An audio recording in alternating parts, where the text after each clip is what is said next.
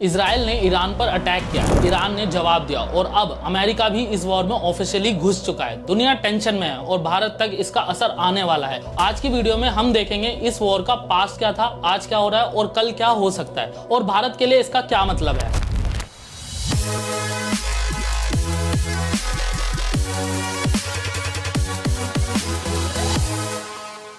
Welcome to the inspiring loop, जहां हम बात करते हैं books, ideas and real stories की, जो हमें लाइफ में आगे बढ़ने, सोचने, सीखने और खुद को अपडेट करने में मदद करती हैं। Part 1, past. ईरान और इजराइल का पुराना झगड़ा। 1979 में ईरान में रिवॉल्यूशन हुआ, इस्लामिक गवर्नमेंट आई। तब से ईरान ने इजराइल को दुश्मन माना है। इजराइल ने ईरान के न्यूक्लियर साइंटिस्ट को टारगेट किया और ईरान ने इजराइल के अगेंस्ट हमस और हिजबुल्लाह जैसे ग्रुप्स को सपोर्ट किया। ये लड़ाई सालों से चल रही है छुप छुप कर, पर ये अब खुली जंग बन चुकी है। Part 2, present. जून 2025 का वॉर। जून 2025 में इजराइल ने ईरान के इंपॉर्टेंट न्यूक्लियर और मिलिट्री बेसिस पर एयर स्ट्राइक किया। तेहरान, इस्फहान और नेतांज जैसे पर अटैक हुआ। ईरान ने जवाब दिया, मिसाइल्स और ड्रोन भेजे इजराइल की तरफ। बहुत लोगों की जान गई, सिटीज डैमेज हुई, इजराइल के डिफेंस सिस्टम ओवरलोड हो गए। ईरान ने नए हाइपरसोनिक मिसाइल का यूज किया। दुनिया भर में टेंशन बढ़ गया है। पार्ट 3, अमेरिका का एंट्री। वॉर में नया मोड़। अब अमेरिका भी इस वॉर में ऑफिशियली घुस चुका है। प्रेसिडेंट ट्रंप ने ईरान को वार्निंग दी है, सरेंडर करो वरना हमला तय है। अमेरिका ने अपने फाइटर जेट्स और नेवी शिप्स गल्फ में भेज दिए हैं। यूएस ने ईरान के फोर्डो न्यूक्लियर साइट पर डायरेक्ट टारगेट बनाया है। ईरान ने भी कहा है अगर यूएस ने अटैक किया तो उनके मिलिट्री बेसिस पे मिसाइल करेंगे। ये वॉर अब सिर्फ इजराइल और ईरान का नहीं है,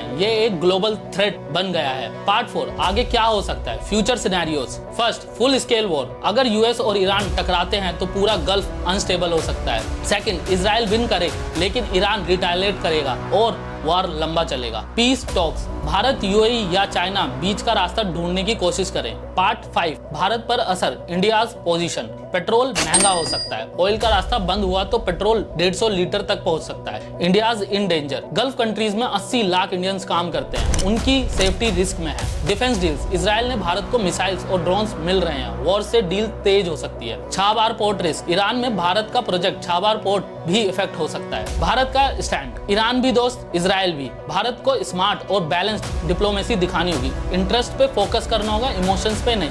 पार्ट 6, सीख क्या मिलती है। ऑयल पर ज्यादा डिपेंडेंट रहना रिस्क है। वॉर का प्राइस हमेशा आम आदमी को देना पड़ता है। शांति बनाना कमजोरी नहीं है, भारत के पास चांस है पीस का रास्ता दिखाने का। अवेयर रहना जरूरी है, जियोपॉलिटिक्स समझना यूथ के लिए इंपॉर्टेंट है ताकि देश समझदारी से डिसीजन ले सके। क्लोजिंग, सवाल आपके लिए, आप क्या सोचते हो, भारत को इजराइल का साथ देना चाहिए या ईरान का, या दोनों के बीच शांति बनानी चाहिए? कमेंट में जरूर बताइए। अगर आपको ये वीडियो समझ आई तो लाइक करो, शेयर करो और सब्सक्राइब करो द इंस्पायरिंग लूप को, जहां हम दुनिया की बड़ी स्टोरीज को सिंपल और यूजफुल बनाते हैं ताकि आप सोच सको, सीख सको और ग्रो कर सको।